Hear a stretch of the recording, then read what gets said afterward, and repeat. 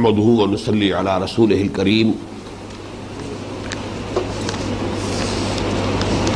اللهم صل على محمد وعلى آل محمد كما صليت على إبراهيم وعلى آل إبراهيم إنك حميد مجيد اللهم بارك على محمد وعلى آل محمد كما باركت على إبراهيم وعلى آل إبراهيم إنك حميد مجيد عن عمر بن الخطاب رضی اللہ تعالی عنہ قال سمعت رسول اللہ صلی اللہ علیہ وسلم یقول انما الاعمال بالنیات وانما لكل امرئ ما نوى فمن كانت هجرته الى الله ورسوله فهجرته الى الله ورسوله ومن كانت هجرته الى دنيا يصيبها او امرأة يتزوجها او ينكحها فهجرته الى ما هاجر اليه رواہ الامام بخاری والامام مسلم رحمہم اللہ رب اشرح لي صدری ویسر لي امری واحلل عقدۃ من لسانی یفقہوا قولی۔ اربعین نووی کا تھوڑا سا تعارف پہلے کرا دیا جائے۔ اس کا جو پہلا جز ہے 40 مراد ہے 40 احادیث کا مجموعہ، اگرچہ اس میں بالفعل 42 احادیث ہے لیکن اس کا عنوان 40 ہی ہے۔ اصل میں ایک حدیث ہے کہ جو اکثر محدثین کے نزدیک ضعیف ہے، لیکن چونکہ فضائل اعمال میں ضعیف احادیث بھی بالعموم قبول کی جاتی ہیں، یعنی ضعیف حدیث سے کوئی حکم شرعی ثابت نہیں ہو سکتا، کسی شے کا وجوب، فرضیت، کسی شے کی حرمت یہ ثابت نہیں ہوگی، نہ کسی شے کا عقیدے میں ہونا لازم قرار پائے گا، لیکن یہ کہ اضافی نیکیوں کے ضمن میں، فضائل اعمال کے ضمن میں ضعیف جو احادیث ہیں ان کو بھی قبول کر لیا جاتا ہے۔ البتہ یہ فرق تو آپ حضرات اچھی طرح سمجھ چکے ہوں گے کہ ضعیف اور موضوع میں کیا فرق ہے۔ موضوع وہ ہے کہ جس کے بارے میں قطعیت کے ساتھ یہ معلوم ہو چکا ہو کہ وہ گھڑی ہوئی ہے، وہ باقاعدہ بنائی گئی ہے، لیکن ضعیف حدیث وہ ہے کہ جس کی سند میں کہیں ضعف ہے، باقی اس کے بارے میں یہ شک نہیں ہے کہ وہ کسی نے جان بوجھ کر گھڑی ہے، بنائی ہے۔ تو ضعیف حدیث اور بہت سی ضعیف حدیثیں ایسی ہیں کہ جن میں حکمت کے بڑے بڑے قیمتی موتی موجود ہیں۔ اس لیے یہ بات جان لیجئے کہ بڑی منطقی سی بات ہے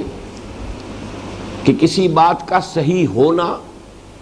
ایک مختلف بات ہے، اس کا صحیح ثابت ہو جانا ایک بالکل دوسری بات ہے۔ بہت سے حقائق ایسے ہیں کہ جنہیں ثابت نہیں کیا جا سکتا۔ آج کل تو ہمارے ہاں یہ معروف ہے کہ کوئی مقدمہ بھی 100% سچائی کے ساتھ ثابت نہیں کیا جا سکتا، جیتا نہیں جا سکتا، کچھ نہ کچھ جھوٹ اس میں شامل کرنا پڑتا ہے لازماً، تب کہیں جا کر وہ سچی بات بھی ثابت ہو پائے گی۔ تو یہ جو محدثین نے رحمہم اللہ جو معیارات اپنے بنا لیے تھے، ظاہر بات ہے کہ انہوں نے جو حدیث کسی بھی ان کے معیارات جو ہیں معین ان سے وہ ساقط ہوئی، انہوں نے اس کو قبول کرنے سے انکار کر دیا۔ لیکن ہو سکتا ہے کہ بہت سی صحیح احادیث بھی در حقیقت صرف پایہ ثبوت کو نہ پہنچنے کی وجہ سے، سند میں کسی ضعف کی وجہ سے ضعیف قرار دے دی گئی ہو۔ اس وجہ سے ضعیف احادیث سے بہت زیادہ الرجی جو بعض حضرات کو ہوتی ہے وہ صحیح نہیں ہے۔ یہ بات صحیح ہے کہ ضعیف حدیث سے بہرحال کوئی حکم شرعی ثابت نہیں ہوگا، کسی شے کا عقیدے کا لازمی جزو ہونا اس سے ثابت نہیں ہوگا، لیکن یہ کہ اگر کوئی علمی بات ہے، کوئی قدر و قیمت کی بات ہے، کوئی حکمت کی بات ہے، اسی طریقے سے فضائل اعمال کے ضمن میں کوئی بات ہے تو اس کو قبول کر لیا جائے گا۔ تو ایسی ایک حدیث ہے جو ویسے تو حضرت علی، حضرت عبداللہ ابن مسعود، حضرت معاذ ابن جبل، عبداللہ ابن عمر، عبداللہ ابن عباس، انس ابن مالک، ابو ہریرہ اور ابو سعید رضی اللہ تعالی عنہم اجمعین، ان سب سے تقریباً مروی ہے، لیکن یہ کہ کہیں نہ کہیں نیچے سند میں آ کر ضعف ہو جاتا ہے۔ تو چاہے صحابہ کرام میں سے اتنے بڑے بڑے نام موجود ہیں، لیکن ظاہر بات ہے کہ وہ سند جو ہے وہ تو پھر صحابی سے تابعی، تابعی سے تبع تابعی ہوتے ہوتے محدث جو بھی ہے جو چھان پھٹک کر رہا ہے اس تک وہ پوری کڑیاں صحیح پہنچی ہوں گی تب وہ اس کو اپنے معیار کے مطابق قبول کریں گے۔ اس حدیث کے الفاظ یہ آئے ہیں من حفظ علی امتی 40 حدیثا من امر دینہا بعثہ اللہ تعالی یوم القیامت فی زمرۃ الفقہاء والعلماء وفی روایت فی زمرۃ الشہداء وفی روایت قیل له ادخل من ای باب الجنہ۔ کنز العمال ایک یہ کتاب ہے، حدیث کا مجموعہ ہے، اس میں یہ حدیث درج ہے۔ اس کا عام طور پر ترجمہ یہ کر دیا گیا ہے کہ جس کسی شخص نے، میری امت کے میں سے کسی شخص نے 40 حدیثیں دینی معاملات کے بارے میں یاد کر لیں تو اللہ تعالیٰ اسے قیامت کے دن اٹھائے گا علماء اور فقہاء کے زمرے میں، اور دوسری روایت میں شہداء کے طبقے میں، اور ایک تیسری روایت میں آیا ہے کہ قیامت کے دن اس سے کہا جائے گا کہ جنت کے جس دروازے سے چاہو داخل ہو جاؤ۔ لیکن مجھے اس ترجمے پر تھوڑا سا اشکال ہے کہ حفظہ کے بعد علی آیا ہے، من حفظ علی امتی، اس کا مطلب یہ ہے کہ جس نے یاد کی، محفوظ رکھی، امت تک انہیں پہنچایا۔ اور ظاہر بات ہے کہ یہ پہنچانا، جیسے کہ حفظ قرآن کے بارے میں جو ایک بہت ہی عمدہ حدیث ملتی ہے کہ اس کا مطلب صرف الفاظ یاد کر لینا نہیں ہوتا تھا صحابہ کے زمانے میں، بلکہ اس کے الفاظ بھی یاد ہو جائیں، اس کا مفہوم بھی معلوم ہو جائے، اس پر عمل بھی کر لیا جائے، یعنی یہ کہ اپنے پورے وجود میں قرآن مجید کو محفوظ کر لیا جائے، حافظے میں بھی، اپنے فہم اور ذہن میں بھی، اور اپنے عمل میں بھی، اپنے سیرت و کردار میں بھی جذب کر لیا جائے، تب وہ حافظ کہلاتا تھا۔ یہ نہیں کہ جس نے صرف بطن جو ہے وہ یاد کر لیا، پیرٹ لائک، وہ طوطے کی طرح اس کو سنا سکتا ہے تو بس وہ حافظ قرار پائے گا۔ اسی طریقے سے قاری جو ہے اس دور میں، وہ عام یہ قراء جیسے ہمارے یہاں ایک فن بن گیا، اس کو نہیں کہتے تھے، عالم قرآن کو قاری کہتے تھے، قرآن کا پڑھنے والا جو قرآن کا عالم ہوتا تھا۔ تو یہاں بھی میں سمجھتا ہوں کہ من حفظ علی امتی، اس کے اندر صرف یاد کر لینا نہیں ہے، بلکہ یاد کر کے اس کا افادہ عام، اسے لوگوں تک پہنچانا۔ اور ظاہر بات ہے کہ اس میں خود بخود وہ بات شامل ہو جاتی ہے کہ اگر آپ کوئی بات پہنچا رہے ہوں گے تو آپ کا عمل اس پر ہونا چاہیے، ورنہ وہ پہنچانا جو ہے اتامرون الناس بالبر وتنسون انفسکم وانتم تتلون الکتاب افلا تعقلون، کیا تم لوگوں کو نیکی کا حکم دیتے اور اپنے آپ کو بھول جاتے ہو جبکہ تم خود کتاب پڑھنے والے ہو؟ تو یہ تو کیا تم عقل سے کام نہیں لیتے؟ تو یہ تو اس کے مصداق ہو جائے گا۔ تو اس حوالے سے میں سمجھتا ہوں کہ اس حدیث میں جو بات بیان کی گئی ہے وہ بڑی منطقی بن جاتی ہے۔ 40 حدیثیں من امور دینہا، یعنی امت کے جو دینی معاملات ہیں، دینی امور ہیں، ان سے متعلق 40 حدیثیں حضور صلی اللہ علیہ وسلم کی،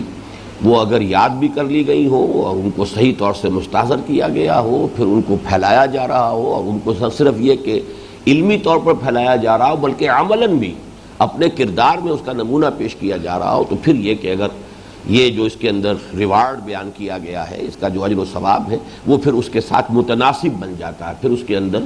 کوئی بہت زیادہ بڑا جو ہے وہ گیپ باقی نہیں رہتا۔ تو اس حدیث کے حوالے سے بہت سے علماء نے 40 احادیث کے مجموعے مرتب کیے ہیں، بہت سے۔ عبداللہ ابن مبارک رحمہ اللہ جو تبع تابعین کے دور سے ہیں، وہاں سے یہ سلسلہ شروع ہوا۔ سب سے پہلی 40 انہوں نے مرتب کی تھی، پھر ہوتے ہوتے تقریباً ہر یوں سمجھیے کہ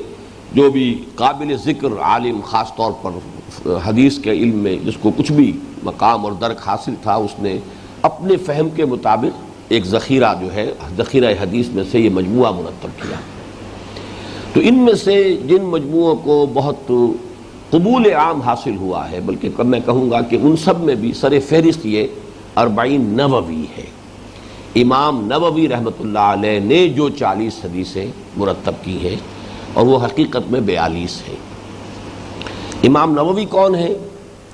یہ 7ویں صدی ہجری کے شخص ہیں،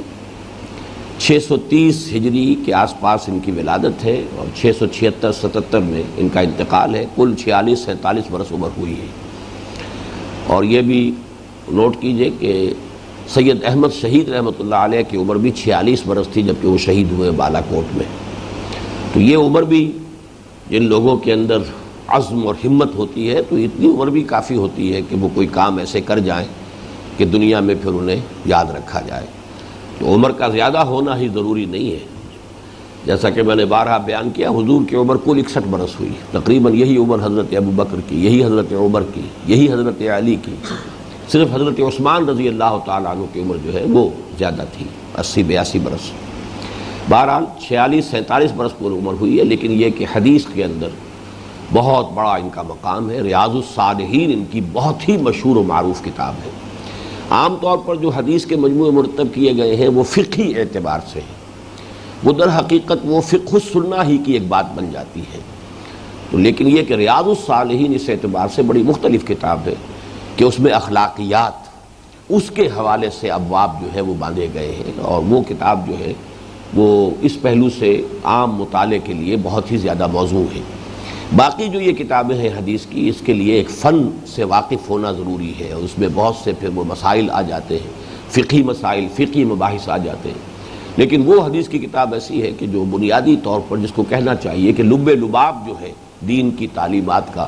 خصوصاً انسان کی اخلاقی زندگی سے متعلق، وہ اس میں سب آ جاتے ہیں۔ ان کا اصل نام جو ہے امام یحییٰ بن شرف الدین نووی، شام میں دمشق کے مضافات میں یہ قصبہ تھا نوا، تو نوا کے رہنے والے امام یحییٰ بن شرف الدین نووی، انہوں نے ریاض الصالحین ان کی مشہور ترین کتاب ہے، لیکن یہ کہ یہ 42 احادیث کا مجموعہ بھی انہوں نے مرتب کیا ہے۔ اور میرا ذاتی تاثر یہ ہے کہ واقعتاً اصول دین جن کو ہم کہیں گے مختلف اعتبارات سے، مطلب ایک ہے کہ دین بحیثیت مجموعی کیا ہے، اس کے اجزائے ترکیبی کیا ہے، ان کا آپس میں ربط و تعلق کیا ہے، پھر یہ کہ دین کی باطنی حقیقت کیا ہے جس کو ہم تصوف سے عام طور پر تعبیر کرتے ہیں۔ تو ان مختلف پہلوؤں سے، ظاہر و باطن، ان دونوں پہلوؤں سے یہ کتاب جو ہے مختصر ترین مجموعے میں سے ان کو شمار کیا جائے گا، لیکن یہ کہ بہرحال یہ بہت جامع ہے، اور معلوم ہوتا ہے اس لیے کہ سلیکشن ہی میں تو در حقیقت انسان کی پھر لیاقت اور مہارت جو ہے، اس کے اپنی ذہنی سطح کیا ہے، اسی میں اس کی سلیکشن جو ہے وہ در حقیقت ظاہر ہوتی ہے۔ تو یہ سلیکشن جو ہے اس سے اندازہ ہوتا ہے کہ امام یحییٰ بن شرف الدین نووی نے بہت ہی عرقریزی کے ساتھ اور بہت محنت کے ساتھ جو اہم ترین احادیث ہیں ان کو جمع کیا ہے۔ ان میں جو سب سے پہلی حدیث ہے جس کا آج ہمیں مطالعہ کرنا ہے، یہ ایک ایسی حدیث ہے کہ شاید ہی کوئی کتاب ہو حدیث کی اور کوئی مجموعہ احادیث کا ہو جس میں یہ حدیث موجود نہ ہو۔ آج ہی صبح میں دیکھ رہا تھا تو جب اتفاق ہے کہ صرف موطا امام مالک رحمہ اللہ جو ہے اس میں تو یہ حدیث موجود نہیں ہے، باقی بخاری، مسلم، صحاح ستہ کی بقیہ تمام کتابیں، اس کے بعد اور جو طبقہ دوم اور طبقہ سوم، سب میں یہ حدیث موجود ہے، اور اس کو ایک طرح سے مشہور ترین روایات میں شمار کیا گیا ہے، اہم ترین، مشہور ترین، اور اکثر و بیشتر محدثین نے اپنے مجموعوں میں نمبر 1 پر اس حدیث کو درج کیا ہے، اس لیے کہ یہ بہت ہی ایک اہم اور بنیادی جو اس کا موضوع ہے۔ امام شافعی رحمۃ اللہ علیہ کا قول یہ ہے کہ یہ 70 ابواب میں داخل ہے، یعنی اس حدیث سے یوں سمجھیے کہ دین کی تعلیمات کے 70 پہلو واضح ہوتے ہیں۔ تو اگرچہ یہ لفظ 70 جو ہے اس کے بارے میں عام شارحین کا یہی قول ہے کہ اس سے مراد مبالغہ ہے، کثرت کی طرف اشارہ ہے، اس سے مراد ایگزیکٹ 70 کی فگر نہیں ہے، کیونکہ یہ لفظ آتا ہے قرآن میں بھی، حدیث میں بھی 70 کثرت کے لیے۔ بہرحال اس حدیث کی اس اعتبار سے اہمیت آپ کے سامنے آ گئی۔ اس کے راوی ہے حضرت عمر بن الخطاب رضی اللہ تعالی عنہ، اور یہ آپ کے علم میں اب تک بات آ چکی ہوگی کہ صحابہ کرام میں بھی ایک تقسیم ہوتی ہے۔ ایک تقسیم تو ایک درجے کے اعتبار سے ہے کہ چوٹی پر 4 ہمارے خلفائے راشدین ہیں، اور ان میں ترتیب جو ہے فضیلت کے اعتبار سے اعلیٰ ترتیب الخلافہ، اس لیے کہ چوٹی پر حضرت ابو بکر، پھر حضرت عمر، پھر حضرت عثمان، پھر حضرت علی، پھر یہ کہ 6 افراد جو ہیں وہ جو عشرہ مبشرہ میں سے ہیں، پھر اس کے بعد جو بدری صحابی ہیں، پھر اس کے بعد جنہوں نے بیعت رضوان کے موقع پر بیعت کی تھی، اس طرح سے درجہ بندی ہے۔ ایک اور اعتبار سے ان میں درجہ بندی ہوتی ہے، اور ایک ہے فقہائے صحابہ اور فقرائے صحابہ، یہ ایک خاص اعتبار سے ان میں ایک تقسیم کی گئی ہے۔ فقہائے صحابہ وہ ہیں کہ جو جن میں فہم دین، اس یہ جو ہے خصوصی ان کا ایک وصف، اور حضرت عمر رضی اللہ تعالیٰ عنہ کے بارے میں تو ظاہر بات ہے کہ بہت سی احادیث حضور کی جو مروی ہیں کہ اگر میرے بعد کوئی نبی ہوتا تو عمر ہوتے، اور الحق ینطق علی لسان عمر، حق جو ہے عمر کی زبان پر حق جاری رہتا ہے، حق بولتا ہے۔ تو مختلف جو ہے احادیث اور بہت سی آیات قرآنیہ کے شان نزول میں آپ دیکھیں گے کہ حضرت عمر کو اس مسئلے کی اہمیت کا احساس پہلے ہوا، پھر وہ آیات نازل ہوئی۔ تو اس سے وہ جو بہت ہی ایک ہم آہنگی ہے دین کے مزاج میں اور حضرت عمر رضی اللہ تعالیٰ عنہ کے مزاج میں، ایک بڑا قرب تھا، بڑی ہم آہنگی تھی۔ تو فقہائے صحابہ میں سے حضرت عمر ہیں، حضرت علی ہیں، یہ چوٹی پر ہیں، حضرت عائشہ صدیقہ ہیں رضی اللہ تعالی عنہا، یہ جو فقہائے صحابہ۔ اس کے برعکس آتا ہے درجہ جو ایک کیٹیگری سمجھ لیجئے، وہ ہے فقراء صحابہ۔ زہد، ورع، دنیا سے بے رغبتی، ان چیزوں کا معاملہ جو ہے اگر دیکھا جائے تو اس میں کچھ اور صحابہ ہیں، ابو الدرداء ہیں، ابو ذر ہیں رضی اللہ تعالی عنہما، یہ کچھ فقراء صحابہ میں سے ہیں۔ تو ان کا زہد، ان کا تقوی، ان کی دنیا سے بے رغبتی، اللہ سے محبت، یہ جو ایک باطنی کیفیات ہے، اور دنیا سے چونکہ بے رغبتی تھی لہٰذا ان پر ویسے وہ فقر ظاہری بھی تھا، اگرچہ وہ فقر جو ہے وہ تو ان کا اصل میں استغنا کی بنیاد پر تھا کہ دنیا سے انہیں کوئی رغبت نہیں تھی۔ تو فقہائے صحابہ میں سے جو چوٹی میں شمار کیے جاتے ہیں ان میں حضرت عمر بھی ہے رضی اللہ تعالی عنہ۔ اور یہ بھی آپ کے علم میں رہنا چاہیے کہ فقہائے صحابہ سے مروی روایات کم ہیں۔ حضرت ابو ہریرہ رضی اللہ تعالیٰ عنہ کثیر الروایت صحابی ہیں، حالانکہ وہ ایمان بھی غالباً سن 7 ہجری میں لائے ہیں، لیکن چونکہ سن 7 ہجری میں ایمان لانے کے بعد جو بھی 2 سال انہیں ملے ہیں تو وہ پھر اصحاب صفہ میں شامل تھے، ہمہ وقت ہمہ تن وہ اسی کام میں لگے رہتے تھے، ہر وقت جو ہے حضور صلی اللہ علیہ وسلم کی باتیں ان کے سامنے آتی تھیں، لہذا اب ان کے پاس جو ہے ذخیرہ بہت بڑا تھا۔ یہ جو حضرت ابو بکر ہیں، حضرت عمر ہیں رضی اللہ تعالی عنہما، ان لوگوں کا معاملہ یہ ہے کہ جو دنیاوی معاملات ہیں، تجارت بھی کرتے تھے، کاروبار بھی کرتے تھے، پھر جو بھی ملی امور تھے، جو بھی یعنی جماعتی یا اجتماعی معاملات تھے، ان میں ان کی ذمہ داریاں بھی ہوتی تھیں، تو وہ اس طرح سے تو کہیں مسجد کے اندر بند کر بیٹھے ہوئے نہیں تھے۔ تو ان کی مرویات بہت زیادہ نہیں ہے تعداد کے اعتبار سے، حالانکہ طویل ترین رفاقت جو ہے زمانے کے اعتبار سے وہ تو حضرت ابو بکر رضی اللہ تعالیٰ عنہ کو حاصل ہے، لیکن یہ کہ بہرحال جو یعنی روایات کا جہاں تک تعلق ہے ان سے بہت زیادہ حدیثیں جو ہے مروی نہیں ہیں۔ عن عمر بن الخطاب رضی اللہ عنہ، عن سے پہلے کیا لفظ محذوف ہے؟ آپ حدیثیں شروع کر چکے ہیں، یہ عن سے کیا مراد ہے؟ جی یہ نہیں بتایا گیا آپ کو؟ عن سے مراد اس سے پہلے محذوف ہے رویہ عن عمر بن الخطاب، روایت کیا گیا عمر بن الخطاب سے۔ عن جو ہے وہ تو آپ کو معلوم حرف جار ہے، عن عمر بن الخطاب، عمر بن الخطاب سے، مطلب کیا سے؟ رویہ عن عمر بن الخطاب رضی اللہ تعالی عنہ، روایت کیا گیا ہے حضرت عمر ابن خطاب سے رضی اللہ عنہ، قال سمعت رسول اللہ صلی اللہ علیہ وسلم یقول۔ اس میں بھی ذرا نوٹ کیجئے کہ ان کے بعد پھر دوبارہ ان آ جائے، اگر ان عمر بن الخطاب عن النبی صلی اللہ علیہ وسلم، عمر بن الخطاب رضی اللہ تعالیٰ عنہ سے روایت کیا گیا، انہوں نے روایت کیا حضور سے صلی اللہ علیہ وسلم، اس میں اور سمعت رسول اللہ صلی اللہ علیہ وسلم یقول، اس میں بڑا فرق ہو جائے گا۔ یعنی ایک ممکن یہ ہو سکتا ہے کہ ایک صحابی نے دوسرے صحابی سے وہ بات سنی ہو، اب وہ دوسرے صحابی کا تذکرہ نہ کر رہے ہیں، حضور کی طرف اس کو انہوں نے منسوب کر دیا، اس کا امکان موجود ہے کہ یہ حدیث جو ہے حضرت عمر نے براہ راست نہ سنی ہو، حضرت ابو بکر نے سنی ہو اور حضرت ابو بکر نے حضرت عمر کو سنائی ہو، اور چونکہ حضرت عمر کو رضی اللہ تعالی عنہ حضرت ابو بکر پر پورا اعتماد اور یقین تھا کہ انہوں نے جو کچھ حضور کی طرف منسوب کر کے فرمایا ہے صحیح فرمایا ہے، تو وہاں تذکرہ نہ کیا جائے ابو بکر کا اور نام لے دیا جائے کہ انہوں نے روایت کیا حضور سے۔ لیکن جہاں یہ لفظ آ جائے گا سمعت رسول اللہ، اب یہاں پر گویا کہ ایک اضافی جو ہے اس میں تاکیدی رنگ پیدا ہو گیا، میں نے خود سنا اللہ کے رسول صلی اللہ علیہ وسلم کو یہ فرماتے ہوئے، سمعت رسول اللہ صلی اللہ علیہ وسلم یقول۔ اب یہاں سے متن شروع ہو رہا ہے۔ آپ کو معلوم ہے نا کہ حدیث کے دو حصے ہوتے ہیں، ایک سند اور ایک متن. اور سند سے مراد کیا ہے؟ جی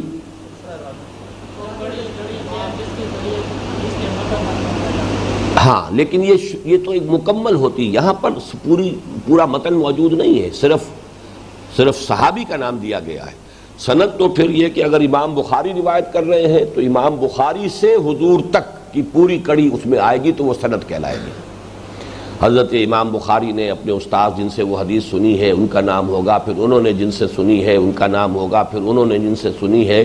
اب 200-250 برس کی جو ہے یوں سمجھیے کہ جتنی بھی اس کے درمیان لنکس ہوں گی وہ سارا سند کہلائے گا، اور اس کے اوپر پورے کے اوپر بحث ہوتی ہے. کہیں وہ لنک ٹوٹا ہوا تو نہیں ہے، کہیں کوئی کڑی جو ہے ایسی تو نہیں ہے کہ جس کے بارے میں کوئی جرح ہوئی ہو، جس کے بارے میں کوئی شک و شبہ کا اظہار کیا گیا ہو. تو متن اصل میں اس کے بعد شروع ہوتا ہے، لیکن یہ کہ سند صرف اس کا نام نہیں ہے کہ حضرت عمر نے یہ بات بیان فرمائی، لیکن یہ کہ گویا کہ ایک اعتبار سے خلاصہ ہو جاتا ہے کہ آخر میں لکھا ہے بخاری و مسلم، تو گویا کہ امام بخاری سے بھی حضرت عمر تک یہ کڑی جو ہے کڑی بکڑی ملی ہوئی ہے، اور حضرت امام مسلم رحمہ اللہ سے بھی حضور تک یہ بات جو ہے حضرت عمر تک یہ کڑیاں موجود ہیں. انما الاعمال بالنیات، انما یہ تو آپ نوٹ کر چکے ہوں گے اب تک، کلمہ حصر ہے، جیسے سورہ حجرات میں آپ نے پڑھا ہے انما المؤمنون الذین آمنوا باللہ ورسولہ ثم لم يرتابوا وجاہدوا باموالہم وانفسہم فی سبیل اللہ اولئک ھم الصادقون، کہ اس آیت میں ابتدا میں بھی اسلوب حصر ہے اور اختتام پر بھی اسلوب حصر ہے. تو حصر کے لیے یہ کلمہ انما یعنی اعمال کل کے کل، نیکیاں تمام کی تمام. دوسرے نوٹ یہ کیجئے کہ یہاں اعمال سے مراد تمام افعال نہیں ہے بلکہ مراد نیکیاں ہیں، اس لیے کہ انما الاعمال بالنیات میں اس بات کا امکان پیدا ہوتا ہے اگر ہر عمل پر اس کو آپ اس کا انطباق کریں گے. کوئی شخص گناہ کر رہا اور کہے کہ میری نیت تو نیک ہے، یہ گناہوں سے متعلق جو ہے یہ حدیث نہیں ہے. اعمال یہاں نیکیاں، اور اس کے لیے ایک بنیادی بات جو ہے وہ سورۃ العصر کے ضمن میں بھی آپ کے سامنے آ چکی ہے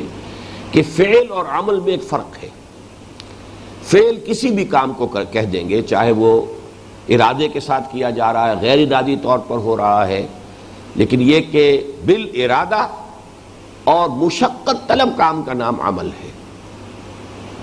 عمل میں یہ دو چیزیں ضروری ہیں، ارادہ ہو اور مشقت طلب ہو. عاملۃ ناصبہ، عاملہ کہیں گے ایک ایسا انسان، ایک ایسا نفس جو تھکا ہوا ہے، بہت مشقت زدہ ہے، عاملہ. تو چونکہ نیکی میں ظاہر بات ہے کہ انسان کو کچھ محنت کرنی پڑتی ہے، کچھ نفس کی مخالفت کرنی پڑتی ہے، کچھ انفاق کرنا پڑتا ہے، تو گویا کہ نیکی جو ہے وہ ایک مشقت طلب کام ہے، اور اس کے لیے پھر یہ کہ انسان قصد کرتا ہے، ارادہ کرتا ہے. باقی بغیر ارادے کے تو ہو سکتا ہے نفسانی خواہشات جو ہیں ان کا ظہور آپ کے اعضاء و جوارح سے ہو جائے، لیکن یہ ہے کہ آپ کو نیکی کی طرف جانا ہے تو اس کے لیے تو عزم اور ارادہ چاہیے، اور اس کے اندر کچھ نہ کچھ محنت، مشقت، ایثار، قربانی کرنی پڑتی ہے. تو یہاں اعمال کو لفظی طور پر ہر عمل جس کو ہم اردو میں عمل کہہ دیتے ہیں اس کے معنی میں نہ لیجئے. انما الاعمال بالنیات، نیکیوں کا دار و مدار نیتوں پر ہے، اعمال صالحہ کا دار و مدار نیتوں پر ہے. یعنی یہ کہ کوئی عمل اپنے ظاہر کے اعتبار سے کتنی ہی بڑی نیکی نظر آتا ہو، اس کا اصل معاملہ اللہ کے ہاں جو اس کی اسسمنٹ ہوگی وہ اس کی جو موٹیو ہے، جس جذبہ محرکہ کے تحت وہ عمل کیا گیا ہے، جو اس سے مقصود ہے، جو اس کی نیت ہے، اس کی بنیاد پر اسسمنٹ ہوگی. انما الاعمال بالنیات وانما لکل امرئ ما نوی، اور ہر شخص کے لیے پھر وہی انما، تمام اشخاص کے لیے اس میں پھر تاکید ہوگی کل امرئ وانما لکل امرئ،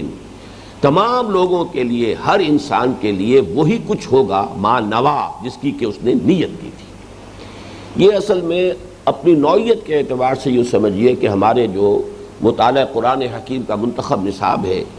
اس کے دوسرے درس کا ہی مضمون ہے جو یہاں آ رہا ہے. لیس البر ان تولوا وجوہکم قبل المشرق والمغرب ولکن البر من آمن باللہ والیوم الآخر والملائکۃ والکتاب والنبیین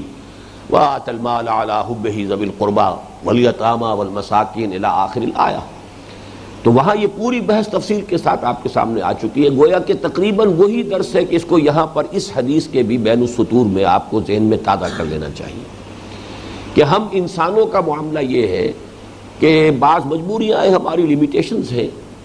ہم صرف عمل کے ظاہر کو دیکھتے ہیں اور ظاہر کے اعتبار سے اس پر نیکی یا بدی کا اطلاق کریں گے. یہ کام بڑا نیکی کا کام ہے، یہ شخص خیرات بانٹ رہا ہے، تقسیم کر رہا ہے.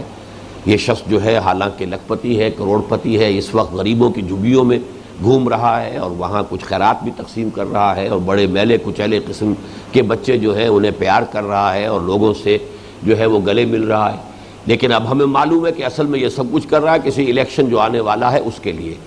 تو اس وقت آپ زیر لب مسکرائیں گے کہ یہ بظاہر تو نیکی کا کام ہے جو بڑا کر رہا ہے، لیکن حقیقت میں جو اس کے پیش نظر ہے وہ کچھ اور ہے. تو کچھ چیزوں کے بارے میں تو ہمیں معلوم ہو جاتا ہے لیکن اکثر و بیشتر تو معلوم نہیں ہوتا. تو ہماری مجبوری یہ ہے کہ ہم اعمال کے ظاہر پر فیصلہ کرتے ہیں، اطلاق کرتے ہیں کہ آیا یہ نیکی کا کام ہے یا بدی کا کام ہے. باطن ہماری نگاہوں سے اوجھل ہے. دوسری کمزوری ہماری کیا ہے کہ ہم آئسولیٹڈ ایکٹس جو ہیں اس پر فیصلہ کرتے ہیں یہ نیکی کا کام ہے یہ بدی کا کام ہے. حالانکہ واقعہ یہ ہے کہ انسانی شخصیت ایک آرگینک ہول ہوتی ہے. جیسے نیم کا درخت ہے، اس میں آم کا پھل تو نہیں لگ سکتا. آم کا درخت ہے، اس میں نیم کی نمولی نہیں لگ سکتی. اب اگر ہمیں یہ نظر آ رہا ہو کہ ایک ہی درخت میں کسی شاخ پر تو آم لگا ہوا ہے، کسی شاخ پر نیم کی نمولی لگی ہوئی ہے، تو ایک عجیب سا یہ ملغوبہ ہو جائے گا. یہ ہمارے لیے ناقابل قبول بات ہے. یہی معلوم ہوگا کہ کوئی ایک چیز تو اصل ہے اور باقی شاید چسپاں کر دی گئی ہے، کہیں باندھ دی گئی ہے، کوئی انویزیبل تار ہے ان کے ذریعے سے اس نیم کے درخت کے اوپر جو ہے وہ آم جو ہے جڑ دیے گئے ہیں یا آم کے درخت پر نمولیاں لگا دی گئی. لیکن انسانی شخصیت کے بارے میں ہم یہ دھوکہ کھاتے ہیں. یہ آدمی بہت برا ہے لیکن یہ کام اس نے بہت اچھا کیا، یا یہ آدمی تو بہت اچھا ہے یہ کام اس نے برا کیا. تو یہ بھی ہمارے اس ظاہر کی وجہ سے. اندر کی شخصیت تو ایک ہے، اس کا وہ آرگینک ہول ایک حیاتیاتی اکائی ہونے کے اعتبار سے، لیکن چونکہ ہم وہ اندر سے واقف نہیں ہیں تو اس میں یا تو یہ ہے کہ وہ آرٹیفیشل نیکی ہو گئی ہے، بدی ہے اصل میں اس کے اندر آرٹیفیشل نیکی ہوئی. ہاں لیکن یہ کہ بدی کے بارے میں ہم یہ مان سکتے ہیں کہ کبھی کوئی ٹیمپریری کسی اثرات کے تحت کسی اچھے آدمی سے بھی غلط بات سرزد ہو جائے، لیکن اس کے نیک ہونے کا ثبوت اس سے ملے گا کہ فوراً توبہ کرے گا. یہ سورہ نساء میں جو آیت آئی ہے کہ انما التوبۃ علی اللہ للذین یعملون السوء بجہالۃ ثم یتوبون من قریب، کہ اللہ تعالیٰ کے ذمے ہے توبہ قبول کرنا ایسے لوگوں کی کہ جو جہالت میں، نادانی میں، جذبات کی رو میں بہہ کر کوئی غلط حرکت کر بیٹھتے ہیں لیکن پھر فوراً توبہ کرتے ہیں. اس لیے کہ وہ اندر کی شخصیت جو ہے وہ فوراً زور لگاتی ہے. طبیعت میں پھر جو رنج اور غم اور پچھتاوا پیدا ہوتا ہے یہ تم نے کیا کیا ہے، تو اس میں ڈیلے نہیں ہوتی، تاخیر نہیں ہوتی. بہرحال یہ جو دو ہماری کمزوریاں ہیں تو ان میں سے ظاہر بات ہے کہ وہ پورا سبق تو اب میں نہیں دہرا رہا ہوں جو آیت البر کا ہے کہ اس میں کس قدر خوبصورتی کے ساتھ سب سے پہلی بات یہ کہی گئی کہ یہ جو چہروں کا مشرق و مغرب یا شمال جنوب کی طرف پھیر دینا ہے یہ بھی اپنی جگہ پر ہے، اس کی بھی نفی نہیں ہے، اس لیے کہ ظاہر کی اپنی اہمیت ہے. لطافت جس کا کثافت جلوہ آرا ہو نہیں سکتی، لطافت بے کثافت جلوہ آرا ہو نہیں سکتی. کسی لطیف شے کو بھی اپنے ظہور کے لیے کسی کثیف شے کا سہارا لینا پڑتا ہے. اس حوالے سے یقیناً جو ہے وہ کوئی نہ کوئی فارم بھی ہوگی، لیکن اصل شے فارم نہیں ہے بلکہ اصل شے وہ ایسنس ہے، وہ نیت ہے، وہ موٹیوز ہیں، وہ موٹیویٹنگ فورسز ہیں کہ جس کے تحت کوئی عمل سرزد ہو رہا ہے. اور اسی لیے وہاں سب سے پہلے ایمان کی بحث لائی گئی، جس میں کہ وہاں ہم نے تفصیل سے دیکھا کہ ایک مثبت محرک جذبہ محرکہ ہے جو ایمان باللہ سے ملتا ہے. اللہ کی محبت میں، اللہ کی رضا جوئی میں وہ فعل جو ہے کیا جا رہا ہو. اور کہا جا سکتا ہے کہ اس کے مقابلے میں منفی جذبہ آخرت کا خوف، اللہ کے پکڑ اور حساب کا اور محاسبے کا اور سزا کا خوف. تو یہ جو دونوں چیزیں جو ہیں مثبت اور منفی، یہ محرک اگر ہے صرف تب تو وہ عمل نیکی کا ہے. یہ ہے نیت، اس سے ثابت ہوگا کہ وہ کام کس لیے کیا جا رہا ہے. لیکن یہ کہ اگر نیت کوئی اور ہے، موٹیو کوئی اور ہے، کوئی دنیا کا حصول ہے، کوئی اور خواہش نفسانی کی تکمیل ہے، تو پھر یہ کہ بظاہر چاہے وہ کتنا ہی بڑا نیکی کا عمل نظر آ رہا ہو، بظاہر وہ کتنی ہی بڑی خوبی نظر آ رہی ہو، حقیقت میں یعنی اللہ کی نگاہ میں اور اللہ کی میزان میں اس کا کوئی وزن نہیں ہوگا۔ انما الاعمال بالنیات وانما لکل امرئ ما نوی، نیکیوں کا دار و مدار نیتوں پر ہے، ارادوں پر ہے، مقاصد پر ہے، موٹیوز پر ہے، اور یقیناً ہر شخص کو صرف وہی کچھ ملے گا جس کی اس نے نیت کی ہوگی۔ اب یہاں ایک مثال دی گئی ہے، بہت ہی خوبصورت مثال ہے، اس لیے کہ جو چوٹی کے چند اعمال ہیں جو ہمارے دین میں جن کی تلقین کی گئی ہے،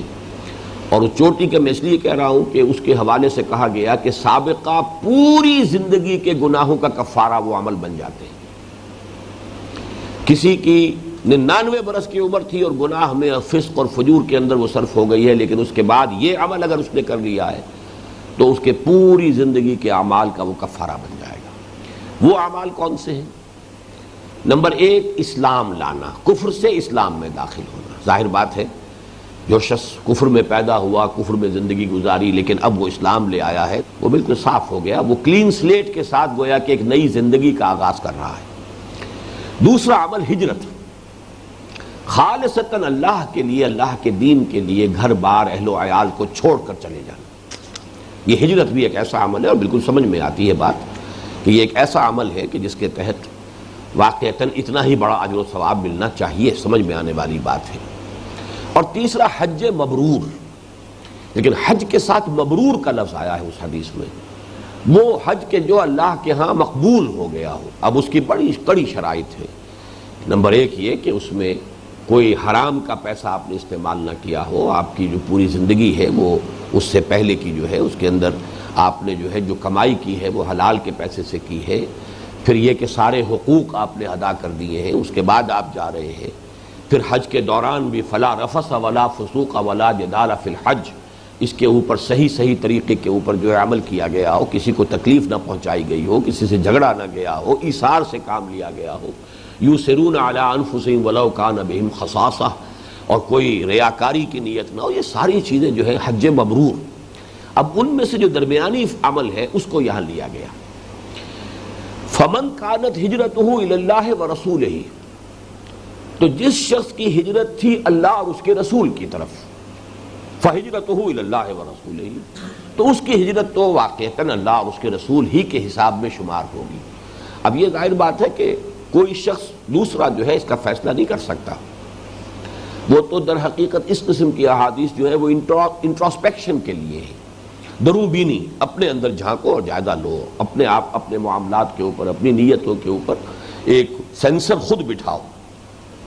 فمن کانت ہجرتہ الی اللہ ورسولہ فہجرتہ الی اللہ ورسولہ، تو اس کی ہجرت تو اللہ اور اس کے رسول ہی کے حساب میں شمار ہوگی۔ ومن کانت ہجرتہ لدنیا، یہ جو نسخہ میرے پاس ہے اس میں لے دنیا ہے، لیکن یہ کہ بعض دوسرے جو کتابیں ہیں، میں ابھی مشکات شریف دیکھ کر آیا ہوں، اس میں الہ ہے یہاں بھی، تو یہ دونوں الفاظ آتے ہیں، اور آگے بھی ایک لفظ میں فرق ہے، یہ تزوجھا اور ینکحھا، یہ دو الفاظ بھی آتے ہیں۔ تو چونکہ جیسا کہ میں نے آپ کو بتایا یہ حدیث جو ہے بخاری میں بھی ہے، مسلم میں بھی ہے، صحاح ستہ کی باقی تمام کتابوں میں بھی ہے، اس حوالے سے ذرا سا کوئی لفظی فرق جو ہو جانا جو ہے مختلف روایتوں میں وہ بالکل قرین قیاس ہے۔ فمن کانت ہجرتہ الی اللہ ورسولہ فہجرتہ الی اللہ ورسولہ ومن کانت ہجرتہ لدنیا او الی دنیا یصیبھا، جس شخص کی ہجرت ہے دنیا کی طرف یا دنیا کے لیے کہ وہ اس کو حاصل کر لے۔ اب اس کی سمجھانے کے لیے بات صرف فرض کر رہا ہوں کہ مثال کے طور پر فرض کیجئے کہ مکے میں مسلمان تھے، صحابہ کرام تھے، اب ان میں سے بعض ایسے بھی تھے کہ جو دستکار تھے، ہاتھ سے محنت مزدوری کرتے تھے، مثلا خباب بن الارت رضی اللہ تعالیٰ عنہ، یہ ایک لوہار تھے۔ اب یہ کہ فرض کیجئے، میں ان کے حوالے سے یہ بات نہیں کہہ رہا ہوں، میں نے صرف مثال دی ہے کہ اب جب تمام صحابہ ہجرت کر گئے، اور ظاہر بات ہے کہ مشرکین تو ان کا بائیکاٹ کرتے تھے، اب فرض کیجئے کہ اب اس کے پاس کام نہیں ہے، کوئی شخص جو ہے وہ ان سے ڈیل کرنے کے لیے تیار نہیں ہے، تو اب مجبوراً اس نے بھی ہجرت کر لی ہو۔ اب یہاں تجزیہ ہوگا کہ ان کی ہجرت جو ہے in the hearts of his heart, in the heart of his hearts, اپنے قلب کی گہرائیوں میں اس کا اصل موٹیو کیا بنا، کہ یہ ایک مجبوری کا فعل ہے کہ چونکہ اب یہاں پر میری معاش کے دروازے بند ہو چکے ہیں، یا یہ کہ بظاہر جو ہے وہ بند ہو گئے ہیں، لہذا اب مجھے یہاں سے ہجرت کیے بغیر چارہ نہیں ہے۔ تو یہ گویا کہ ایک امکانی میں نے مثالی صورت پیش کی ہے. ایسا نہیں ہے کہ کسی صحابی کے بارے میں یہ بات جو ہے تعین کے ساتھ کہی گئی ہو یا کہی جا سکے، لیکن مثال ہے کہ دنیا کے لیے ہجرت کس لیے کی جائے گی. وَمَنْ كَانَتْ هِجْرَتُهُ لِدُنْيَا أَوْ إِلَىٰ دُنْيَا يُصِيبُهَا، جس کی ہجرت تھی دنیا کے لیے، دنیا سے مراد معاش ہے، معاشی اپنی ضروریات ہے. یا فرض کیجئے کہ کسی اور شخص نے بہت دیر میں ہجرت کی ہو، یہ دیکھ کر کہ اب تو مسلمانوں کو وہاں پہ غلبہ حاصل ہوتا جا رہا، تو جلدی سے پہنچو تاکہ اس کے اندر تمہارا بھی حصہ ہو جائے. یہ میں صرف مفروضات کے اوپر بات کر رہا ہوں کہ اب ابتدا میں تو ہجرت نہیں کی، جیسا کہ سورہ نساء میں بھی آیا ہے کہ اے مسلمانوں جب تک یہ ہجرت نہیں کرتے ہیں ان کو بلکہ ایک طرح کے منافق قرار دیا گیا، الا یہ کہ کوئی شخص اتنا بوڑھا تھا کہ اس کے لیے سفر ناممکن تھا، یا اتنا علیل تھا، مریض تھا کہ سفر ناممکن تھا، یا خواتین تھی کہ جو سفر نہیں کر سکتی تھی، تو ان کا معاملہ تو دوسرا ہے. لیکن یہ کہ کوئی شخص صحت مند تھا اور بھلا چنگا تھا اور اس کے پاس وسائل بھی تھے اور وہ ہجرت کر سکتا تھا، پھر بھی اس نے ہجرت نہیں کی، تو سورہ انفال میں فرمایا گیا ہے مسلمانوں تمہارا اب ان سے کوئی تعلق نہیں. ما لکم من ولایتہم من شیء حتی یہاجروا، جب تک کہ وہ ہجرت نہیں کرتے اب تمہارا ان سے کوئی تعلق نہیں. بلکہ بڑی تفصیلی احکام دیے گئے ہیں کہ اگر ایسی کسی قوم کے اوپر مسلمان حملہ کریں، کسی قبیلے کے اوپر، اور اس قبیلے کے اندر کوئی مسلمان بھی موجود تھے کہ جنہوں نے ہجرت نہیں کی تھی، تو ظاہر بات ہے کہ پھر وہ ان کو امان حاصل نہیں ہے. وہ اگر اس کے اندر وہ بھی ہلاک ہو جائیں تو کسی مسلمان کے اوپر کوئی الزام نہیں آئے گا اس لیے کہ انہوں نے ہجرت کیوں نہیں کی تھی وہاں سے. وہ تفصیل سے چیزیں آئی ہیں، مختلف صورتیں ہیں کہ جو ہو سکتی ہیں، لیکن یہ کہ ہجرت فرض تھی. اب ہجرت جو شخص کر رہا ہے صرف اس لیے کہ اللہ کا حکم ہے، اللہ کے رسول کا حکم ہے. اب تقاضا یہی ہے کہ تمام قوت کو جو ہے ایک مرکز پر مجتمع کر دیا جائے تاکہ پھر کہیں سے ہم اقدام کا جو ہے مرحلہ اس کا آغاز کر سکیں. اس کو اچھی طرح سمجھ لیجئے کہ ہجرت فرض کیوں ہوئی. حالانکہ باقی اعتبارات سے تبلیغ دین اگر سامنے ہو صرف، تو ہجرت کی فرضیت کی کوئی حکمت سمجھ میں نہیں آتی. جہاں جہاں مسلمان تھے وہاں تبلیغ کا کام جاری رکھ سکتے تھے. ان سب کو وہاں سے نکال لینا تو بظاہر تبلیغ کے اعتبار سے تو ایک پہلو سے کہا جا سکتا ہے کہ نقصان دہ عمل تھا. جہاں جہاں وہ تھے وہ وہاں پر مسلسل جو ہے وہاں اپنی دعوت پیش کرتے رہتے، تبلیغ کرتے رہتے. لیکن جیسے کہ میں نے وہ نبی اکرم صلی اللہ علیہ وسلم کا مقصد بعثت میں واضح کیا ہے کہ سیرت سمجھ میں نہیں آ سکتی جب تک کہ وہ آیت مبارکہ سمجھ میں نہ آئے کہ هو الذی ارسل رسولہ بالہدی ودین الحق لیظہرہ علی الدین کلہ. اظہار دین حق علی الدین کلہ ہی یہ مقصد بعثت محمدی ہے صلی اللہ علیہ وسلم. تو گویا کہ تمام چیزیں اب اس کی نسبت سے طے پائیں گی، اور اس اظہار کے لیے ضروری تھا کہ اب جب کہ اقدام کا مرحلہ آ گیا ہے تو جتنی اویلیبل ہمارے پاس ورکنگ فورس ہے، مین پاور ہے، وہ سب ایک مرکز پر آ جائے تاکہ پوری قوت کے ساتھ جو ہے کفر کے خلاف اور ائمہ کفر کے خلاف اقدام کیا جا سکے. اس کے لیے وہ ہجرت اب سمجھ میں آ گئی کہ واقعتاً لازم ہے، ورنہ یہ کہ ہجرت کی فرضیت جو ہے سمجھ میں نہیں آتی. کہیں تو فرض کیجئے کہ مسلمانوں کو مارا جا رہا ہے، کوئی اور پرسیکیوٹ کیا جا رہا ہے، تو وہ مجبوراً وہاں سے جا رہے ہیں. پہلی ہجرت جو تھی ہجرت حبشہ وہ اس نوعیت کی تھی، دوسری ہجرت جو ہے ہجرت مدینہ وہ اس نوعیت کی نہیں تھی. یہ در حقیقت اسٹریٹجک تھی. اب یہ تو ایک اس اظہار دین الحق علی الدین کلہ کے جد و جہد کا ایک مرحلہ تھا. یہ ہجرت فرض کی گئی، اور جس نے ہجرت نہیں کی اسے گویا کہ منافقین میں سے شمار کیا گیا. اس کے لیے امان نہیں رہی، اسے اس کا جو بھی ایمان ہے اور جو کلمہ شہادت ہے اس کی بھی ڈھال جو ہے اس کے لیے تسلیم نہیں کی گئی. اہل ایمان سے کہہ دیا گیا کہ تمہارا ان سے کوئی تعلق نہیں. لیکن اب یہ عمل کوئی شخص کر رہا ہے تو کرنے میں موٹیو کیا ہے؟ واقعتاً اللہ کے دین کے غلبے کی خواہش، اللہ کے رسول کا حکم یہی پیش نظر ہے، اللہ کی رضا جوئی ہی پیش نظر ہے، صرف اسی کے لیے ہجرت کی جا رہی ہے. یا یہ جیسا کہ میں نے امکانی طور پر آپ کے سامنے مثالیں رکھی کہ فرض کیجئے کہ کوئی دستکار ہے اور وہ اس وجہ سے اب ہجرت کرنے پر مجبور ہو گیا ہے کہ اب لوگ اسے کام نہیں دے رہے، اس کے کلائنٹس جو ہیں وہ اب سب کے سب ہجرت کر گئے تو مجبوراً وہ بھی جا رہا ہے. یا یہ کہ جب دیکھا کہ اب مسلمانوں کو غلبہ حاصل ہو رہا ہے تو اب وہ بھی چلے آ رہے ہیں کہ اب وہ دور آ گیا ہے. جیسے کہ سورہ عنکبوت جو ہمارے منتخب نصاب کا جو اہم درس ہے اس کا پہلا رکوع، اس میں فرمایا کہ ایسے لوگ بھی ہوں گے کہ وَلَئِن جَاءَ نَصْرٌ مِّن رَبِّكَ لَيَقُولُنَّ إِنَّا كُنَّا مَعَكُمْ. آپ کے رب کی طرف سے اگر مدد آ جائے گی تو وہ کہیں گے ہم بھی آپ کے ساتھ تھے. پھر وہ بھی ہجرت کر کے آ کر شریک ہو جائیں گے کہ جو بھی اب اس کی جو فتوحات ہیں اس میں ہمارا بھی حصہ ہو. اس کے ساتھ ہی دوسری ایک اور مثال دی گئی، اب امرات ینکحھا او یتزوجھا، یہ دو الفاظ ہیں علیحدہ علیحدہ. یا کسی نے ہجرت کی ہے کسی خاتون کے لیے کہ ان سے نکاح کرے یا ان کو اپنی زوجیت میں لے. اب یہ بھی بلکہ اس میں تو بعض روایات میں آتا ہے کہ کوئی ایک صاحب تھے کہ جن کو میں تیقن کے ساتھ تو نہیں جانتا، لیکن مہاجر ام قیس کے نام سے یہ چیز ہماری روایات میں آتی ہے کہ کسی خاتون سے کسی کو محبت ہے اور وہ خاتون ہجرت کر گئی. اب کچے دھاگے سے بندھے ہوئے یہ بھی چلے جا رہے ہیں، اس لیے کہ اب یہ تو ظاہر بات ہے کہ ان سے اگر نکاح کرنا ہے اور انہیں اپنی زوجیت میں لینا ہے تو انہیں بھی ہجرت کرنی ہوگی. لیکن یہ معاملہ ہے اللہ اور اس بندے کے درمیان، اس کا راز ہے. ظاہر بات ہے کہ دنیا تو اس کے اوپر اطلاق ہی کرے گی کہ مہاجر ہیں، آئے ہیں، مکے کی سکونت ترک کر دی ہے اور مدینے آ گئے ہیں اس حوالے سے. لیکن یہ کہ ایک دوسری مثال یہ کہ اگر کسی کی ہجرت ہے،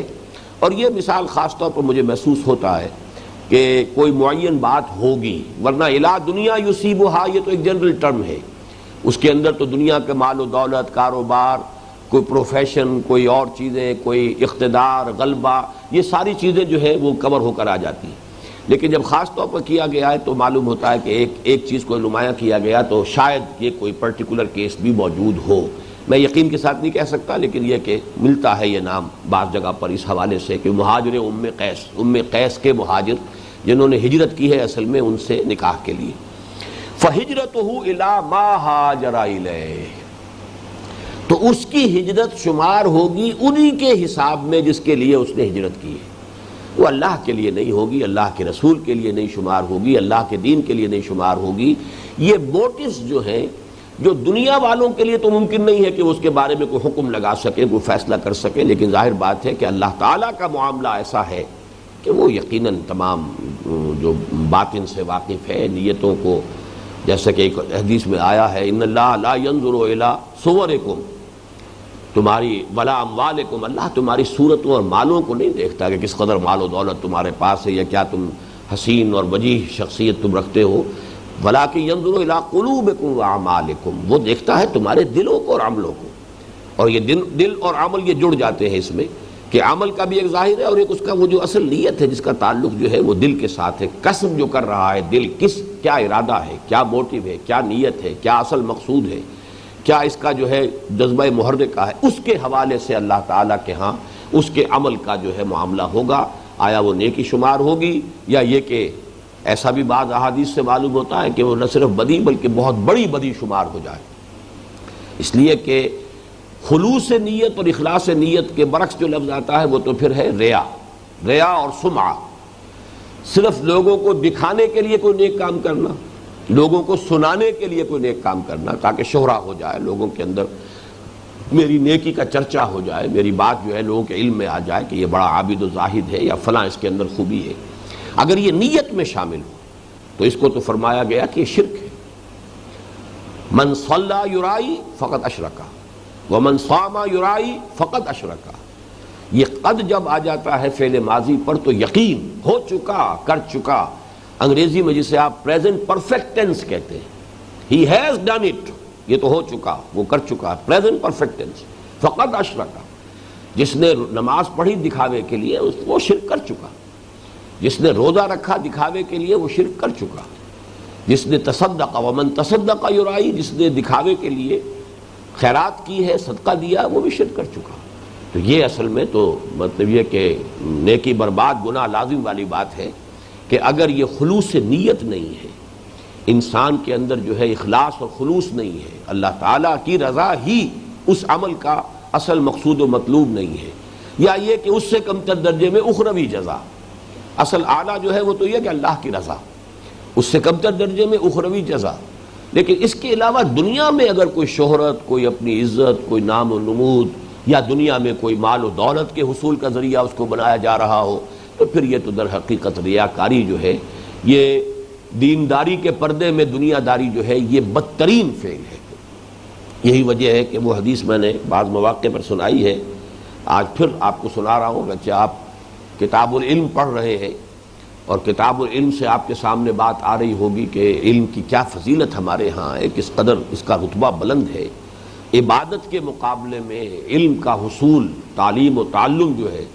اس کو ریشو پروپورشن جو بیان کی ہے حضور صلی اللہ علیہ وسلم نے، واقعہ یہ کہ آنکھیں کھول دینے والی چیزیں ہیں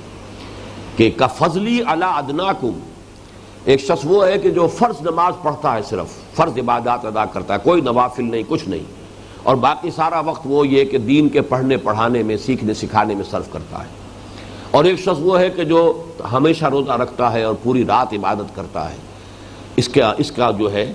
تقابل جو کیا گیا ہے کہ اس شخص کی فضیلت جو ہے کہ جو صرف فرائض پر اکتفا کرتے ہیں، فرض تو ہر صورت ادا کرنے ہیں، اس کے بعد بقیہ اس کا پورا وقت جو ہے وہ علم کے حصول میں اور علم کی اور نیکی کی اور خیر کی تلقین اور اس کو لوگوں تک پہنچانے میں صرف ہو رہا ہے، اس کی فضیلت اس شخص پر، اس عابد و زاہد شخص پر کا فضلی علی ادناکم، جتنی فضیلت مجھے حاصل ہے تم میں سے ادنا ترین انسان پر۔ ادناکم میں ہم اگر اس حدیث کو لفظی طور پر لیں گے، صحابہ میں سے ادنا، صحابہ میں سے جو کم ترین درجے کے صحابی ہوں گے ان پر جو حضور کو فضیلت حاصل ہے کا فضلی علی ادناکم، یہ درجہ ہے اس علم کے حصول اور علم کو پھیلانا اور خیر اور نیکی اور اس کا جو پرچار ہے اس کا۔ لیکن وہ حدیث جو اب میں سنانے چلا ہوں وہ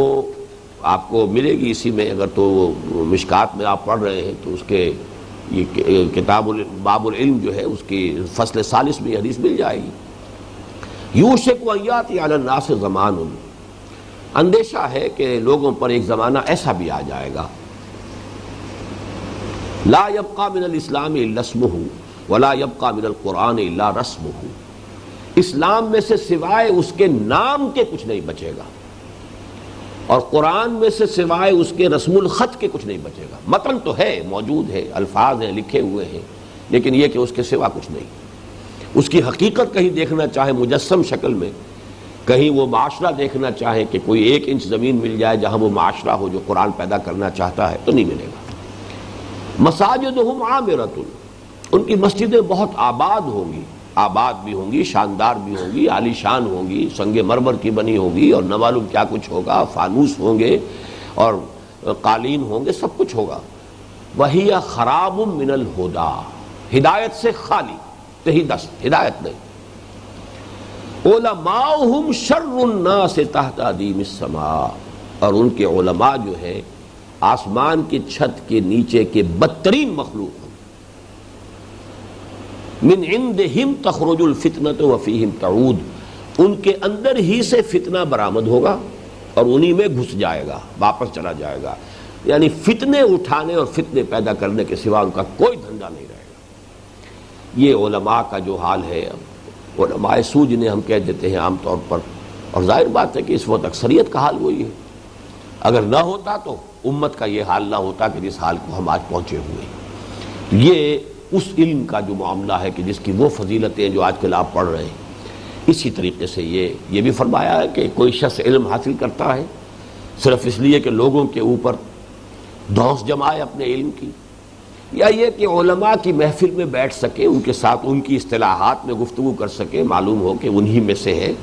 اور ان کے ساتھ ان کا ہم جلیس ہو سکے، بیٹھ سکے ان کی محفل میں وغیرہ وغیرہ، یا یہ کہ علماء کے ساتھ مناظرہ بازی کر سکے، تو پھر یہ ہے کہ اس کے لیے بڑی سخت وعید آئی۔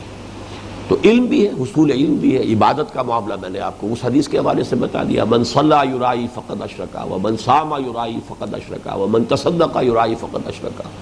حصول علم کا معاملہ ہے تو یہ ہے۔ اسی طریقے سے جہاد اور قتال فی سبیل اللہ، حضور سے پوچھا گیا صلی اللہ علیہ وسلم کہ ایک شخص ہے جو جنگ کرتا ہے اپنی شجاعت کے مظاہرے کے لیے، ایک دوسرا جنگ ہے، شخص ہے جو جنگ کر رہا ہے، مال غنیمت کا اس کے سامنے جو ہے کچھ ہے نقشہ کہ ملے گا، اس کے لیے وہ بڑے جوش و خروش کے ساتھ میدان جنگ میں جا رہا ہے۔ ایک تیسرا جنگ ہے جو صرف حمیت، تیسرا شخص صرف حمیت کی وجہ سے جنگ کر رہا ہے، یعنی یہ کہ کسی خاص قبیلے کی جس کی طرف کے فوج کشی ہو رہی ہے، جس پر حملہ کرنا مقصود ہے، اگر اس سے کوئی خاندانی رنجش چلی آ رہی تھی تو آدمی اب ذوق و شوق کے ساتھ شریک ہو گیا ہے کہ اب مجھے موقع ملے گا کہ وہ پرانے سارے حساب کتاب جو ہے وہ چکا لوں۔ تو یہ وہ حمیت جاہلی جو ہے وہ اس کا اصل موٹیو بن گیا ہے۔ ان میں سے کس کو ہم سمجھے کہ وہ مجاہد فی سبیل اللہ ہے؟ آپ نے فرمایا کوئی نہیں۔ مجاہد فی سبیل اللہ تو صرف وہ ہوگا جو قتال کرتا ہے صرف اس لیے لتکون کلمۃ اللہ ہی العلیٰ، اللہ کا کلمہ ہی سب سے اونچا ہو جائے، اس مقصد واحد کے تحت جس نے قتال کیا ہے اس کا تو وہ تو مجاہد فی سبیل اللہ ہے۔ باقی حمیت کی وجہ سے کیا ہو، کسی قومیت کے کے حوالے سے کیا ہو، مال غنیمت کے حصول کے لیے کیا ہو، اپنی شجاعت کے مظاہرے کے لیے کیا ہو، تو وہ گویا کہ پھر یہ اللہ تعالیٰ کی راہ میں جہاد نہیں ہے، وہ پھر جہاد اپنے نفس کے لیے ہو جائے گا۔ اسی کے ضمن میں حضرت علی کا واقعہ بیان ہوتا ہے، جو ویسے تو تقریباً یعنی ناقابل یقین بات ہے، لیکن یہ کہ یہ صحابہ کرام کا معاملہ، حضور صلی اللہ علیہ وسلم جس طرح یہ تزکیہ باطن کیا تھا، تزکیہ باطن کو بھی سمجھ لیجئے کہ اصل اس کا مطلب یہی ہے۔ تزکیہ باطن جو ہے اس کا کوئی اور مطلب نہیں ہے، نیت کو پاک کر لینا، کہ اصل آپ کے مقاصد بالکل خالص ہو جائیں کہ وہ اللہ کی رضا اور اخروی فلاح اور نجات، اس کے سوا کوئی شے مقصود نہ رہے، مطلوب نہ رہے۔ لا مقصود الا اللہ، لا مطلوب الا اللہ، لا محبوب الا اللہ۔ جو بھی کام آپ نیکی کا کر رہے ہیں، اب آپ معاش کے لیے کر رہے ہیں، ٹھیک ہے، آپ کو معلوم ہے کہ یہ کام میں کر رہا ہوں، یہ مزدوری کر رہا ہوں، یہ محنت کر رہا ہوں، یہ میں معاش کے لیے کر رہا ہوں، کوئی حرج نہیں۔ اس میں اگر آپ نے حلال ذرائع کو استعمال کیا ہے، حرام سے بچے ہیں، تو یہ بھی جہاد میں شمار ہو جائے گا اور یہ عبادت کا حصہ شمار ہو جائے گا۔ لیکن یہ کام آپ بالفعل بالارادہ نیتاً اپنے حصول معاش کے لیے کر رہے ہیں، لیکن کوئی کام نیکی کا ہے، دین کی خدمت کا ہے، اب اس میں اگر کوئی شے شامل ہو گئی، کوئی بھی اس کے اندر جو ہے وہ ناپاکی، امپیورٹی کسی بھی اعتبار سے شامل ہو گئی، تو جیسے آپ کو معلوم ہے میتھمیٹکس میں بڑی سے بڑی رقم زیرو سے ضرب کھا کر زیرو ہو جاتی ہے۔ جو بڑے سے بڑا عمل ہو، وہ قتال فی سبیل اللہ کا عمل ہو، وہ علم کے حصول اور تعلیم اس کا معاملہ ہو، وہ کوئی عبادات کا معاملہ ہو، بڑی سے بڑی شے زیرو سے ضرب کھا کر زیرو ہو جائے گی۔ اللہ کی میزان میں نہ صرف یہ کہ اس کا کوئی وزن نہیں ہوگا، بلکہ جیسا کہ میں نے عرض کیا، نیکی برباد، گناہ لازم، کہ وہ شرک لازم آ جائے گا، اس لیے کہ تمہارے مقصود و مطلوب کے اندر اللہ تعالیٰ کے سوا کوئی اور شامل ہو گیا، وہ یہ چیز جو ہے یہ وہ شرک کے درجے تک پہنچا دینے والی ہے۔ تو یہ حدیث جو ہے اس اعتبار سے کہ ان تمام مفاہیم کو اس نے اپنے اندر جو ہے وہ سمیٹ لیا ہے، اور اس کا اصل فائدہ کیا ہے؟ وہ یہی ہے کہ ہر شخص انٹراسپیکشن کرے، درو بینی کرے، اپنے اندر جھانکے۔ یہ مراقبہ جو ہے یہ صحیح مراقبہ ہے، کہ انسان، مراقبہ کسے کہتے ہیں؟ رقبہ، گردن، ایک دوسرے پر تاک لگا کر بیٹھ جانا، یہ مراقبہ ہے۔ رقبہ گردن کو کہتے ہیں، مراقبہ باب مفاعلہ، گویا کہ ایک دوسرے کے اوپر آدمی جو ہے پوری طریقے سے دھیان دے رہا ہے، یہ مراقبہ ہے۔ تو انسان مراقبہ کرتا ہے اپنے اندر، اپنے نفس کے ساتھ، پوری دھیان کے ساتھ غور و فکر کرتا ہے، اپنے اعمال کا جائزہ لیتا ہے، میں بھاگ دوڑ تو بہت کر رہا ہوں، میرے اندر کا حال کیا ہے، میری نیتوں کا حال کیا ہے، میرے اصل مقاصد کیا ہیں، کہیں کوئی نقب تو نہیں لگا لی ہے۔ اور یہ نقب جو ہے اس قدر غیر شعوری طور پر لگ جاتی ہے، شیطان جو ہے اتنا وہ غیر شعوری طور پر جو ہے انسان کے اوپر حملہ آور ہوتا ہے، جس کے لیے کہ حضور کی وہ حدیث بھی میں نے بارہا آپ کو سنائی ہے کہ ان الشیطان یجری من الانسان مجری الدم،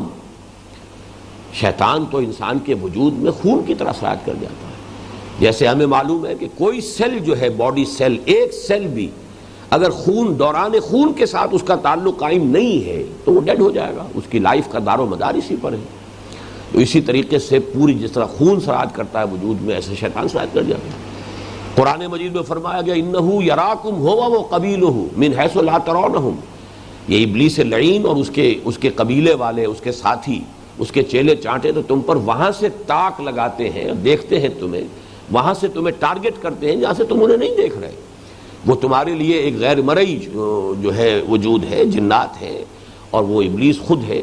انہ ہوا یراکم، انہ یراکم ہوا وقبیلہ من حیث لا ترونہم۔ اور اسی میں پھر وہ حدیث بھی مجھے یاد آ گئی کہ حضور نے فرمایا کہ یہ شرک خفی جو ہے، یہ ریاکاری والا شرک جو ہے، یہ کسی انتہائی تاریک رات میں سیاہ پتھر پر چلنے والی سیاہ چونٹی کو دیکھنا جتنا مشکل ہے، اتنا ہی ریاکاری کا سراغ لگانا مشکل ہے۔ اب یہ بھی تمثیل اور تشبیہ کا جو ہے یوں سمجھیے مبالغے کی آپ نے، حضور نے ساری جو ہے وہ انتہائیں جمع کر دی۔ انتہائی تاریک رات، سیاہ پتھر، اور اس پر سیاہ چیونٹی رینگ رہی ہے، تو جس طرح اس کو دیکھنا محال ہے، ایسے اس کا دیکھنا مشکل ہے۔ تو اس کے لیے تو بہت گہرے مراقبے کی ضرورت ہے، بہت تاک لگا کر بیٹھنا پڑے گا اپنے اوپر، اور اپنا سینسر کرنا پڑے گا، سیلف سینسر جو ہے انسان کرے اپنے آپ کو، تب کہیں جا کر جو ہے وہ اس بیماری سے نجات مل سکتی ہے۔ اس حوالے سے اس حدیث کی وہ اہمیت، جیسا کہ میں نے آپ کو بتایا کہ جو مقام اور مرتبہ ہمارے درس نمبر 2 کو، آیت البر کو حاصل ہے، مطالعہ قرآن حکیم کے منتخب نصاب میں، احادیث کے مجموعے کے اندر یہ حدیث در حقیقت اسی مقام پر ہے، اسی درجے میں ہے۔ یہی وجہ ہے کہ اس کثرت کے ساتھ جو ہے اس کی روایت بھی ہوئی ہے، اور اس کو تمام محدثین نے اپنے مجموعوں میں شریک کیا ہے، اور اکثر و بیشتر نے اسی سے شروع کیا۔ اس لیے کہ جب وہ خود بیٹھے جمع کرنے کے لیے تو ان کے اپنے سامنے یہ بات آئی ہے کہ ہمارا اپنا عمل کیا ہے، ہم خود یہ کس نیت سے کر رہے ہیں، اپنی تصحیح نیت بھی، کہ یہ صرف کوئی اپنی علمیت کا جو ہے وہ دھوس جمانے کے لیے، روب گانٹنے کے لیے یہ نہیں ہے، لوگوں میں محدث شمار ہونے کے لیے، مشہور ہونے کے لیے نہیں ہے، بلکہ یہ کہ در حقیقت یہ صرف اللہ اور اس کے رسول کے لیے اور دین کی خدمت اور اللہ کی رضا جوئی کے لیے یہ کام ہم کر رہے ہیں۔ تو اس کے لیے اپنی یعنی ایک طرح کی سیلف وارننگ کے طور پر اس حدیث کو گویا کہ وہ اپنے مجموعے کے شروع میں لے کر آئے ہیں۔ اللہ تعالی ہمیں بھی توفیق عطا فرمائے کہ ہم اپنی نیتوں کا اور اپنے محرکات عمل کا جائزہ لیتے رہا کریں، اور اس میں جہاں کہیں بھی کوئی خامی نظر آئے تو اس کی تلافی اور اس کی تصحیح کی کوشش کرتے رہیں۔ بارک اللہ لی و لکم فی القرآن العظیم و نفعنی و ایاکم بالآیات والذکر الحکیم۔